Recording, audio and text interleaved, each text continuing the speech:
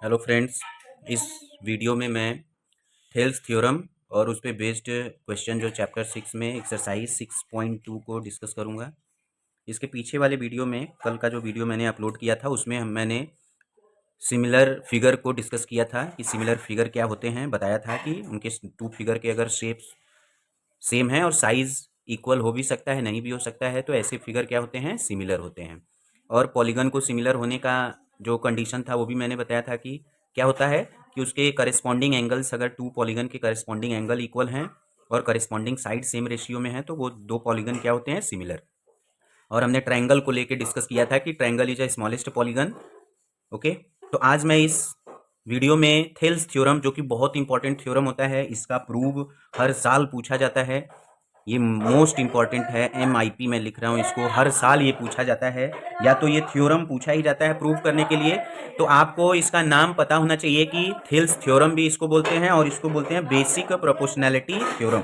एक वर्ड और इसको दिया जाता है, basic proportionality theorem, proportionality theorem. तो इन दो नामों से इसको जाना जाता है। तो कभी ऐसा भी पूछ देता है कि प्रूव थेल्स थ्योरम या प्रूव बेसिक प्रोपोर्शनैलिटी थ्योरम, या फिर इस थ्योरम का स्टेटमेंट दे देता है। तो स्टेटमेंट क्या होता है थेल्स थ्योरम का, मैं इसको प्रूव भी कर दे रहा हूं।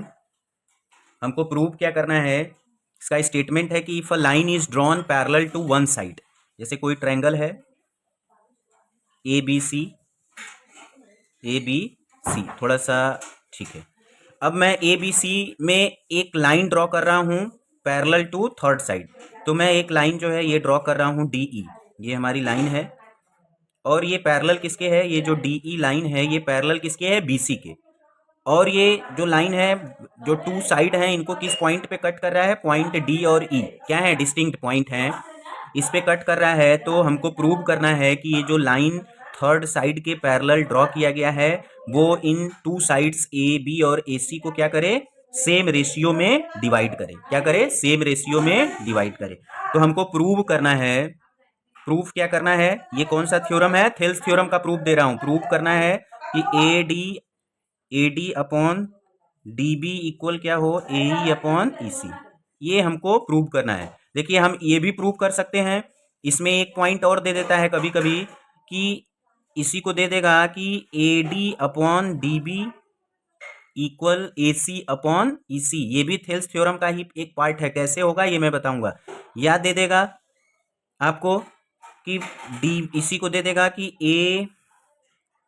AD नहीं, ये AB हो जाएगा, ये AB हो जाएगा AC। या दे सकता है AD upon AB, AD upon AB और AE अपॉन AC, ऐसा भी प्रूव करने को दे देता है।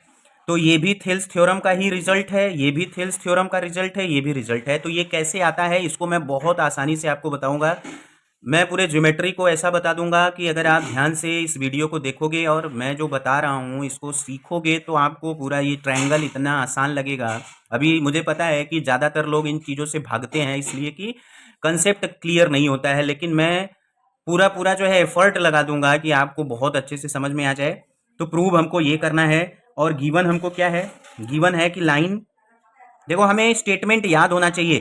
थेल्स थ्योरम का स्टेटमेंट क्या है, if a line is drawn, if a line is drawn parallel to one side of a triangle, one side of a triangle to intersect other two sides in distinct points, the other two sides are divided in the same ratio। तो ये statement हमको याद होना चाहिए, तभी हम questions को solve करेंगे। देखो, थ्योरम का स्टेटमेंट हमको बस पता होना चाहिए, और स्टेटमेंट से ये पता होना चाहिए कि इसका रिजल्ट क्या होता है। तो हम इस थ्योरम का यूज कर देंगे किसमें, क्वेश्चन को सॉल्व करने में। गिवन है हमको कि लाइन जो DE है ये किसके पैरेलल है, BC के। किसके पैरेलल है, BC के। अब हम इसमें क्या करेंगे, ये हमको इतना गिवन है। अब इसमें देखो, जो कुछ भी हम करेंगे उसको हमें लिखना होगा। जैसे हम ऐसा कर दें, यहां से एक परपेंडिकुलर लाइन ड्रॉ कर दिया, सपोज ये N है, DN एक परपेंडिकुलर ड्रॉ किया किस पे, AC पे। फिर पॉइंट E से हमने किस पे, AB पे एक परपेंडिकुलर ड्रॉ कर दिया, ये EM। ऐसा हमने कर लिया। तो इसको लिखना होगा क्या, कंस्ट्रक्शन में। ये पॉइंट कहाँ जाता है, कंस्ट्रक्शन में। जो कुछ भी करना है उसको लिखना है। कैसे लिखेंगे, ड्रॉ, ड्रॉ EM, ये परपेंडिकुलर का सिंबल होता है, EM परपेंडिकुलर AB। ऐसा हमने किया। फिर हमने क्या किया, एन परपेंडिकुलर ए सी। ऐसा हमने किया, हमने लिख दिया। देखो जो प्रूव करना था उसको लिखा, जो हमको गिवन था वो हमने लिखा।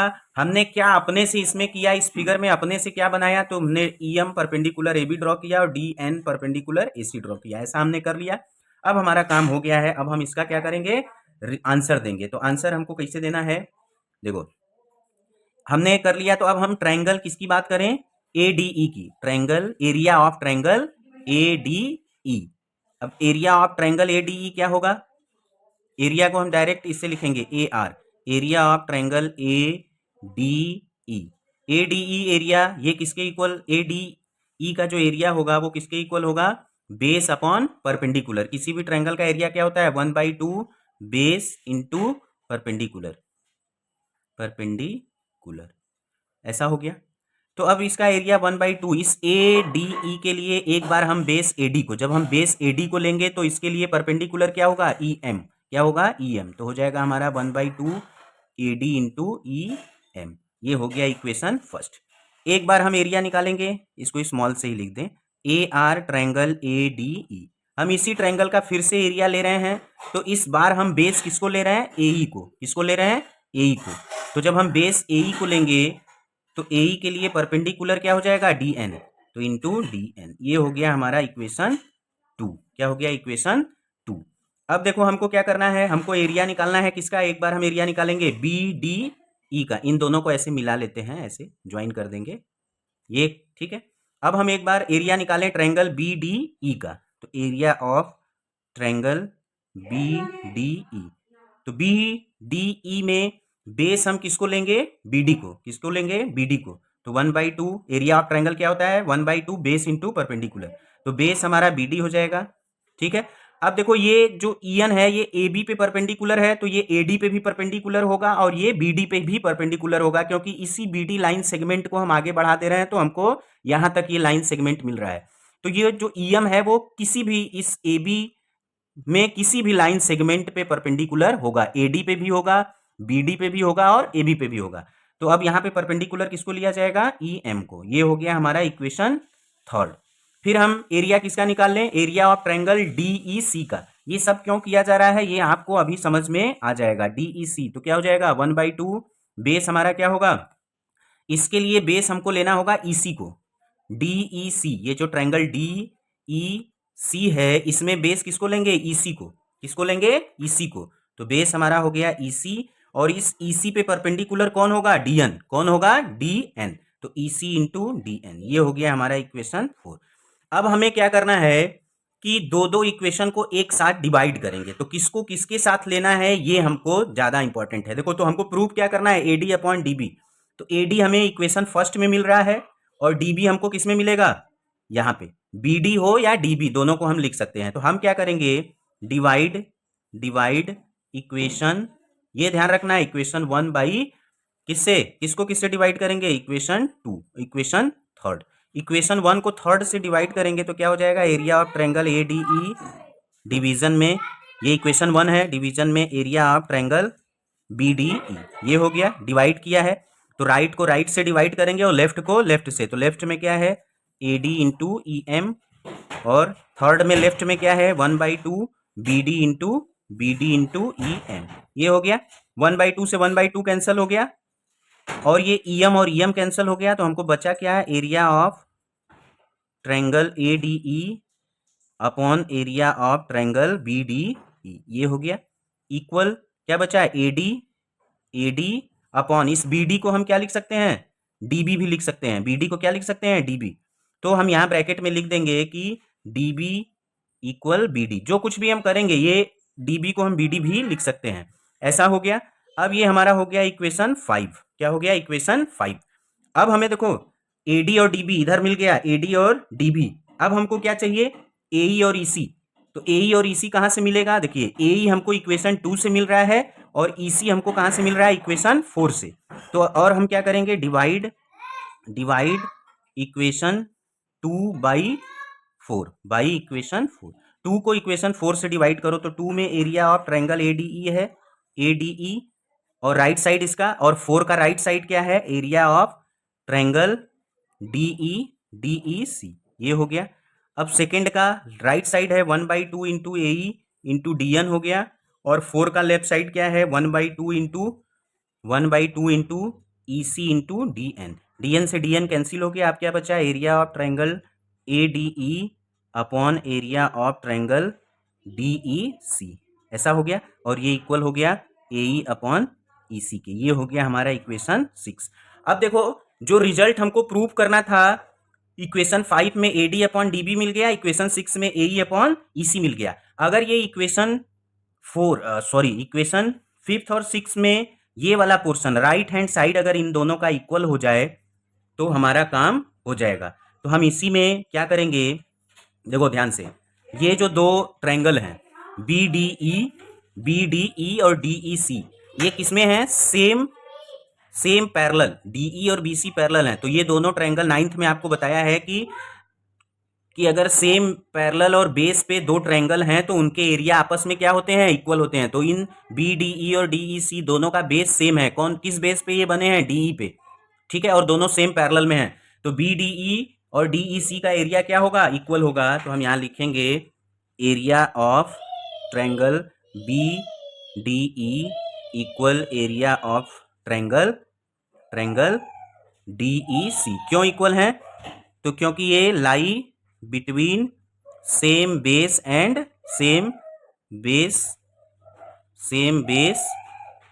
पैरेलल। ये सेम बेस और सेम पैरेलल के बीच में, सेम बेस एंड पैरेलल पे में है, इसलिए ये दोनों क्या होंगे, एरिया इक्वल होंगे। तो हमारा ये इक्वेशन नंबर जो 6 है इसको हम क्या लिख सकते हैं, area of A D E, area of triangle A D E upon area of triangle B D E equal क्या है, ए ई अपॉन ई सी। ये इक्वल किसके है, ए ई अपॉन ई सी के। ये हो गया हमारा इक्वेशन 7। क्यों ऐसा हो गया, क्योंकि area of triangle B D E equal है area of triangle D E C के। क्यों इक्वल है, क्योंकि ये सेम बेस और सेम पैरेलल पे लाई कर रहे हैं। तो अब देखो इक्वेशन 7 और इक्वेशन 5th का लेफ्ट हैंड साइड क्या हो गया, इक्वल हो गया। लेफ्ट हैंड साइड इक्वल हो गया तो हम लिखेंगे यहाँ पे from equation 5th and 7th में लेफ्ट हैंड साइड दोनों का क्या हो गया, इक्वल हो गया। तो जब इन दोनों का लेफ्ट हैंड साइड इक्वल हो गया तो राइट हैंड साइड भी इक्वल हो गया। तो हमको रिजल्ट मिल जाएगा क्या, equation A D upon D B equal हमको क्या मिल गया, ए ई अपॉन ई सी। ये हमारा प्रूव हो गया। ये प्रूव हो गया कि नहीं, ये हमारा फर्स्ट वाला रिजल्ट जो हमने लिखा था, ये फर्स्ट वाला रिजल्ट हमने प्रूव कर लिया। ये हमारा फर्स्ट रिजल्ट हो गया। अब इसको सेकेंड वाले रिजल्ट को अगर प्रूव करना है तो ठीक है, तो हम क्या करेंगे, एडिंग 1, ये मान लिया इक्वेशन 8 है, कुछ नहीं करना है, इक्वेशन का नाम देना है तो उसमें कोई दिक्कत नहीं है। Adding 1 in both side in equation 8। Equation 8 के दोनों साइड हम किसको ऐड कर दें, 1 को। तो यही हमारा equation D B plus 1 equal A E upon E C plus 1 हो जाएगा।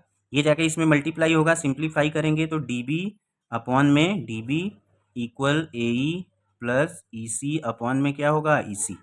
ए डी और डी बी फिगर में देखो, ये हमारा ए डी है, ए डी और डी बी को ऐड करेंगे तो क्या मिल जाएगा, ए बी। क्या मिल जाएगा, ए बी। तो ये हमारा ए बी हो गया और ये हमारा डी बी हो गया। ऐसे ही ए ई और ई सी, ए ई यहाँ तक है और ये ई सी है, इन दोनों को अगर प्लस कर देंगे तो क्या मिल जाएगा, ए सी। क्या मिल जाएगा, ए सी। तो ये हो गया ए सी अपॉन ई सी। यहाँ ब्रैकेट में हम लिख देंगे कि A D plus D B equal A B और A E plus E C equal ए सी। जो कुछ भी हम करेंगे उसको लिख देंगे तो हमारे लिए क्या हो जाएगा, बहुत आसान हो जाएगा और एग्जामिनर के लिए भी बहुत आसान हो जाएगा। ऐसा कर दिया हमने। तो अब देखो ये भी प्रूव्ड हो गया। ये हमारा कौन सा रिजल्ट है, सेकेंड रिजल्ट है जो हमने यहाँ पे, ये हमारा था ना सेकेंड वाला रिजल्ट। ऐसे ही हम थर्ड वाले को भी कर लेंगे। थोड़ा सा आपको थर्ड वाला आपको अपने से करना है, ठीक है फ्रेंड्स। तो हमने थेल्स थ्योरम को बड़े ही आसानी से आपके सामने उसका जो है प्रूफ दे दिया है। इस तरीके से अगर आप चीज़ों का प्रैक्टिस करोगे, इसके कंसेप्ट को समझ लोगे तो बहुत आसान है और थ्योरम आता ही आता है प्रूफ करने के लिए 4 मार्क्स में। इसलिए इसका प्रैक्टिस आपको अच्छे से कर लेना है। और मैंने इसके 3 रिजल्ट आपके सामने लिखा हुआ है, इन तीनों रिजल्ट का यूज करके क्वेश्चन सॉल्व किया जाता है। अब जैसे इसी में आपके सामने है चैप्टर 6 का एक्सरसाइज 6.2 है। अब 6.2 में फर्स्ट नंबर क्वेश्चन है, ट्रायंगल आपके सामने दिया हुआ है, इसका मैं सोल्यूशन दे ही दे रहा हूं। सोल्यूशन क्वेश्चन नंबर 1 का फर्स्ट पार्ट। अब इसका सोल्यूशन क्या है कि इसमें ट्रायंगल दिया है, ये हमारा ट्रायंगल है। अब ये हमारा क्या है, थेल्स थ्योरम का क्या है, एप्लीकेशन पार्ट है कि किस तरीके से थेल्स थ्योरम का यूज क्वेश्चन सॉल्व करने के लिए किया जाएगा। तो थ्योरम का स्टेटमेंट तो याद रखना ही रखना है, इसके साथ ज़्यादा हमारा इंपॉर्टेंट चीज़ क्या है कि हमें ये इसका एप्लीकेशन आना चाहिए थ्योरम्स का, कि क्वेश्चन कैसे इनके हेल्प से सॉल्व होगा। तो वो मैं इस क्वेश्चन को सॉल्व करके बता दे रहा हूँ। इस तरीके का 1 मार्क्स में क्वेश्चन पूछा जाता है। ठीक है फ्रेंड्स, तो देखो आपको दिया है कि ये जो डीई पैरेलल है किसके, बीसी के।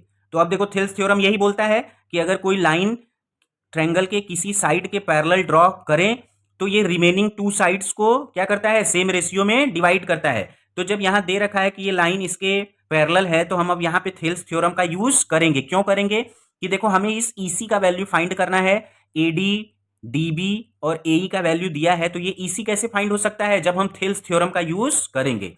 तो वी नो दैट लिखेंगे कि वी नो दैट, हम जानते हैं, है ना, क्या जानते हैं कि ये हमको गिवन है कि डी पैरेलल, तो A D upon D B, A D upon D B equal A E upon E सी।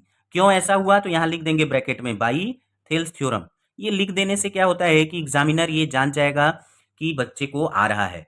ठीक है, और प्रॉपर आंसर देने भी इसको आता है। तो देखो ए डी का वैल्यू आपको क्या दे रखा है 1.5, और डी बी का वैल्यू क्या दे रखा है 3, ए का वैल्यू क्या दे रखा है 1, और ई सी हमको फाइंड करना है। क्रॉस मल्टीप्लीकेशन कर लेते हैं, तो 1.5 ई सी इक्वल 3, या ई सी इक्वल क्या हो जाएगा 3 अपॉन 1.5। अब देखो यहाँ पॉइंट है, तो इस पॉइंट को हटाने के लिए 10 से ऊपर नीचे क्या कर लें, मल्टीप्लाई कर लें। तो ये हो जाएगा 3 इंटू 10 अपॉन, ये पॉइंट हट जाएगा 15, 5 टू जा 10, 2 से इसको डिवाइड कर देंगे तो ये भी क्या हो जाएगा 1.5। क्या क्या हो जाएगा, अच्छा 5, ये हमारा 10 है, तो ये 5 3 जा 15, और ये 5 2 जा 10। अब ये 3 से 3 कैंसिल, तो ये क्या आ जाएगा हमारा 2। तो ईसी का वैल्यू हमको क्या मिल गया 2 मिल गया। तो ईसी इक्वल हमारा हो गया 2, ये हो गया। ठीक है, तो ये हमारा जो है थेल्स थ्योरम का क्या हो गया, एप्लीकेशन पार्ट हो गया।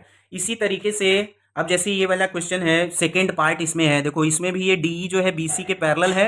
इसमें हमको डीबी का वैल्यू दिया है, एई का वैल्यू गिवन है, और ईसी का वैल्यू गिवन है, और एडी का वैल्यू हमको फाइंड करना है। तो यहां भी थेल्स थ्योरम का यूज करके हम इसको क्या करेंगे, फाइंड कर लेंगे। वीडियो काफी बड़ा हो रहा है, इसलिए आगे वाले वीडियो में मैं क्वेश्चन नंबर 4 को डिस्कस करूंगा। इसलिए आज आपको थेल्स थ्योरम का जो ये वीडियो मैं अपलोड करूंगा, इसका अच्छे से प्रैक्टिस करके इसका एप्लीकेशन किस तरीके से क्वेश्चन को सॉल्व करने में किया जाता है, इसको आप प्रैक्टिस कर लेना। बाकी मैं कल वाले वीडियो में एक्सरसाइज 6.2 के रिमेनिंग क्वेश्चन को डिस्कस करूंगा। Okay guys, thank you.